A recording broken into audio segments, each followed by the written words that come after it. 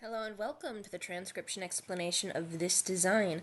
I had a lot of fun with the fancifying of this design because it was intended to be kind of Celtic in style, especially in here where I added this kind of nutso squiggle as well as how I did my overlap. So it does look kind of busy and weird to the eye right now, where I have these gaps, but my intent is to give your tattoo artist some guidelines as far as making that overlapping, underlapping Celtic knot effect with the design, and this marks where things should overlap and underlap more than what needs to be a space or not. So these little gaps are just to show your tattoo artist where to do those underlapping and overlapping effects, and I figured this would be a little bit easier for them to use rather than doing the shading myself, so that they can have a crisp clean outline and crisp clean guides on the magic purple stuff that they put on. And yeah, I think that this will look really, really nice with that overlapping and underlapping effect. So, with that being said, let's get to the video and explaining how this design is read. So, this is the word I, hope, for the future. And this word I only has one little letter on its word circle. So these outer circles are the sentence circle, and that is where you would put punctuation if this design had any. I suppose I could have put a period at the end of future, but I didn't, because I thought it looked fine without it. Plus, I don't like punctuation. Anyway, this is the word I because its one letter is a smaller circle. These little guys, they're all vowels.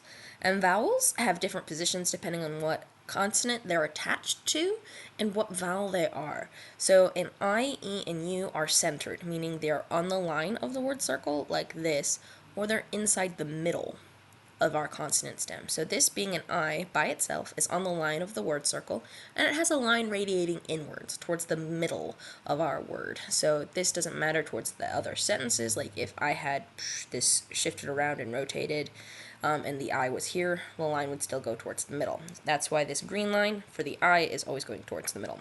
So here's the word I, and then we have hope, which is a lot more intimidating to look at than it really is to read, because all of this goober stuff is just two of the line modifiers connecting to the P. So two lines end here and count here. Everything else passes through, and lines that pass through letters do not count. And because this is one continuous line, except for right here where it ends on the P, it's just one line modifier that ends on the P twice. So that's all this is. And then we have this deep divot. So again, you read starting at the bottom and you go counterclockwise. So this deep divot has these two lines, these two thick lines ending on it. So that makes it an H. And then attached to the H like a bead on a string is the little O here, which is centered nice and in the middle. And then we continue around. Here's that P I talked about with the two line modifiers making the Celtic knot. And then inside the P is the E, this little guy right here. It doesn't have to be exactly centered. It was too busy right in the middle, so I shifted it to where there was some more space. It's still an E so long as it's inside that circle. If it were on the line, it would be an O, and if it were outside the word circle, it would be an A, and if it were inside the word circle but outside the letter stem, then it would be an unattached O. So vowels are tricky. But that is the word hope, and I kind of made it the feature of the piece as far as the most, where your eye gets drawn to first, or at least that's my intent, because it seems like the main word of the design, hope being the main thing here. Anyway, then we have 4, and F has 1, 2, 3 lines attached to it. There's the O, and then there are 1, 2, 3 dots on the R, so this is 4 done linearly, F-O-R, F-O-R. And then we have a TH. A TH is a circle on the line of the word circle, like that. And then here's the E. And then future. Future has another F, and I went a little nuts with these lines, again, to fill up the space and kind of make it feel a little bit Celtic-y with how it overlaps and stuff. 1, 2, 3 lines do, in fact, end on this. So 1, 2, 3 lines would be the F. And then we have the U with a line going outwards. This shalative is the T. And then there's a U attached to the T. So again, the U both have the lines going outward, and that's what makes this bump here. And then the TU, when there's a consonant and vowel together, you read the consonant before the vowel.